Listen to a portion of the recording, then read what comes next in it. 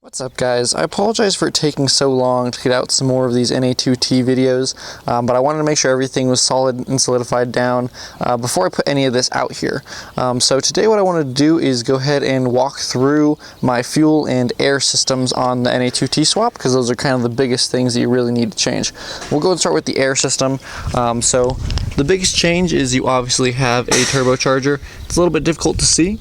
But the way it works basically is you have an inlet in the front, and you cannot see the air filter in the front up there, and then you have this pipe right here that is the outlet.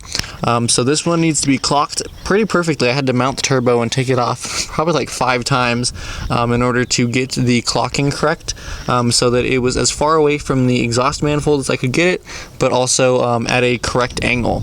So the HX35 that I bought from Amazon, it had a V-band clamp on the outlet instead of like a standard like 2.5 inch or something. So I had to get a V-band 2.5 inch pipe, and then that goes into this 90 degree. It comes down through here, and then I had to drill, this is a 3-inch hole, I think, or maybe it's 2.75 inch through the fender, and then it does another quick 90 up to the front. And I wish I could show you the intercooler. I might have some pictures of it when the bumper was off, but it goes in that side and comes around this side.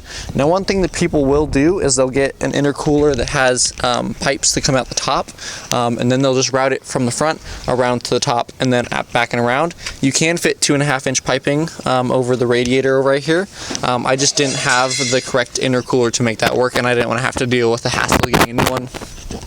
So it comes around over to here. Now this side, it does have the charcoal canister next to it, basically right where that goes. So I did have to remove that, but I also removed a lot of my emission systems, so it wasn't too big of a deal.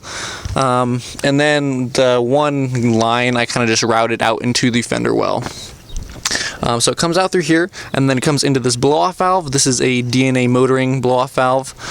It is adjustable, and it comes with 2 springs on the inside. I pulled one out right now, and I'm going to have this dyno tuned a little bit later, so it's not quite set at what it's going to be, but it's just kind of working for the moment. It has this reference line. I brought it up to where the fuel pressure goes, because I have the fuel pressure somewhere else. You need that reference line in order to make the blow-off valve work properly, and then it goes into the MAF. I had my original Z31 MAF here to start out with, and then I wanted to make sure I wasn't having any problems tuning it and everything. So this is actually a Z32 MAF. So this is an ISR adapter plate. This is Z32 to 3 inch, and then I have this 3 to 2.5 inch coupler right here. The only thing that I had to use to make the Z32 inch work was remove 1 pin in the ECU. This is for a 1986 ECU. It changes it from 7 volts to 5 volts, which is what most MAFs use. You might need to do different things for different years. I'm pretty sure there's like a resistor for like 1984 through 85, and I'm not sure about 87 plus, but all I had to do was remove one simple tiny little lead, and it makes it work. And then in NIS2, you just select the Z32 MAF. And it plugs into the factory wiring. I actually kind of redid this wiring a little bit ago because my connector was pretty janky. So it's a little not perfect at the moment, but that will eventually get figured out too. And you have plenty of harness to kind of move it wherever. And then I, of course, zip tied it so that it doesn't jangle around. It goes back around through there. I'm not running an AC belt at the moment because it just barely hits right here. So I'm going to work trying to find a workaround for that. I might make like a second pulley that kind of goes right here so that the bottom one will go up and then down, and then just find a bigger belt for that. But that is for the future because it is not needed for AC right now. It is going to be needed pretty soon though. But then we come back up into here, and this is 2.75 inches into the throttle body. So I have a slight adapter right there. So that's pretty much it for the air intake. Nothing too crazy. I did a lot of deletes on the upper intake plenum. So this is the idle air control. That's going to be gone. The PCV I have routed into my little catch can over here, and the other side I did as well. This hose used to be on that side, and that hose used to be on this side. I swapped them, and then have a, I forget what this is, like 3/4 to like 5/8 or something, barbed type fitting adapter, and then this is PCV hose into that. Now ideally what you want to do is route this back into your intake. I have it kind of just going out right now. At some point I'm going to see if I can get it, because the problem is I want to put it before the turbo, so that there's no boost pressure on it, so it just sucks it. But I don't really have a lot of room. The air filter in the front is pretty wedged in there. I don't know if you can even see it in there. It's like right there, you can see that. It's a pretty tight fit with that engine mount. You can get a engine mount from xenonzcar.com that is a pass-through, so it actually is just kind of like a big tube that you can put a hose or like a pipe through, so you can run your MAF before the turbo if you want. I'm doing a blow-through right now. It has worked fine for me. I think once you get past, like, I want to say like 500 horsepower or something, you want to put it before the turbo so you don't explode your MAF, because that means that there's pressure in this right now and it'll pop it eventually. But that should be fine for the pressures that I'm running. Let's go ahead and move on to the fuel. I'm running a 450 liter per hour. It's a Walbro 450. I already did a lot of AN lines before this. I have videos on how to upgrade the fuel system to stainless steel AN lines, so I didn't really have a big problem getting the fuel up here. I already had all the fittings and it's worked out great for me. The only thing really is there's just not a lot of space here for all my stuff. So ideally what you want is all these to be heat wrapped and like heat shrouded. I have stuff for it, I just haven't put it on quite yet because I was still solidifying everything. But you can see there's a stainless line that comes in, and then it comes into, this is my fuel filter right here. This is a big Evil Energy fuel filter, and it comes with a bunch of different AN fittings. You can get like 10, 8, and 6 AN. I have 6 AN because that's what I'm using. And then it splits into 2, and then those 2 go to each side of the fuel rail. You can see that's a Paulnet Allnet 14 millimeter O-ring for the 14 mil injectors that I have. You get 2 of those. I think it's $150. He's a really great guy. He makes great products, so I appreciated these. Once you go to the front here, so it goes into the back, and then the front returns, and it goes into this fuel pressure regulator. This is a, I want to say it was, yeah, it's K motor. It's kind of hard to see, but it's like a knockoff of the Aeromotive, but it was still like $100, so I'm pretty sure it's a decent quality still. It is adjustable. It has a gauge right there. I've set it to the original running PSI of 40 PSI, I believe is what stock is. But you can change that. All you have to do in NA2T is just change your fuel multipliers and everything, and you can kind of adjust how much your flow rate is going to be through your injectors based on fuel pressure. So I'll go ahead and get to the injectors now. It's pretty simple wiring. This is it. It's 2 leads, a positive and a negative. It doesn't matter which one is which. It'll plug in either way, as long as each one just has a positive and a negative. These are 550cc injectors out of the R35 GTR.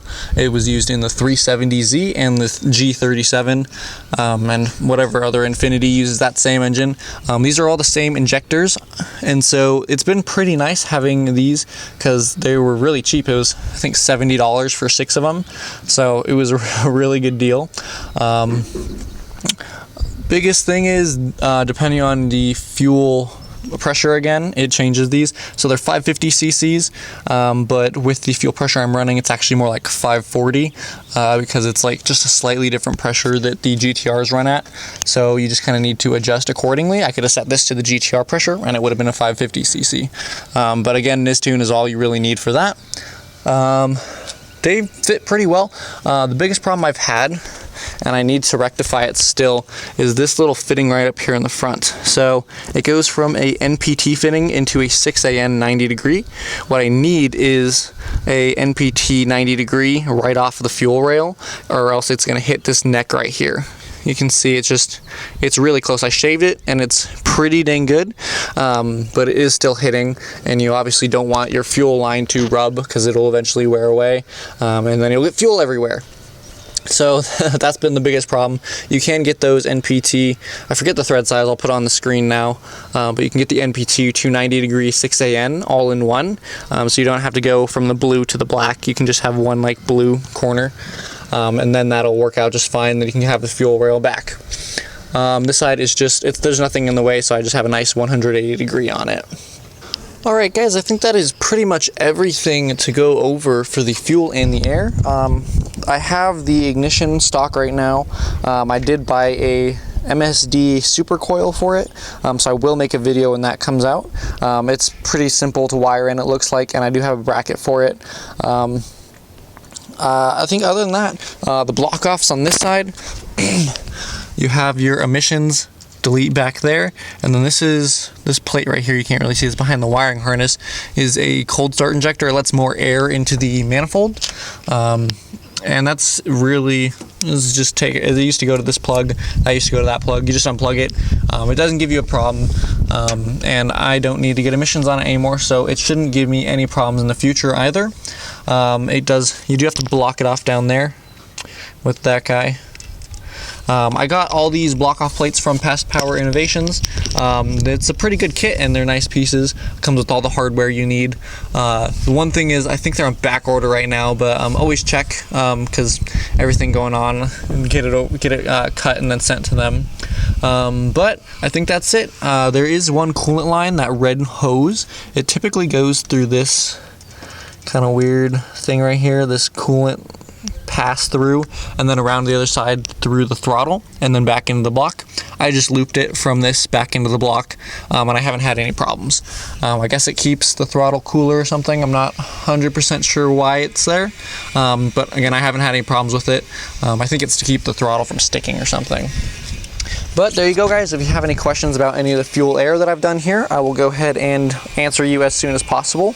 I will be doing a few more videos on the NA2T, just to kind of try to give you guys the best idea of what's going to happen when you do swap, if you want to swap for yourself. I do have a lot of videos that I took while I was filming the actual swap itself, but it was just so much, I didn't have time to really keep going and compile it all. So I'll do my best to show you guys everything that I did do. I did install a wideband O2. It's not perfectly set in stone yet, so when I do install that 100%, I will make a video for the wideband. I know a lot of you guys have asked about that. Other than that, if you guys have questions, drop it down below, and I will see you guys later. Also, I wanted to say thank you for 1,000 subscribers. That was really great, and it's made my day. So there you go, guys. I will see you later.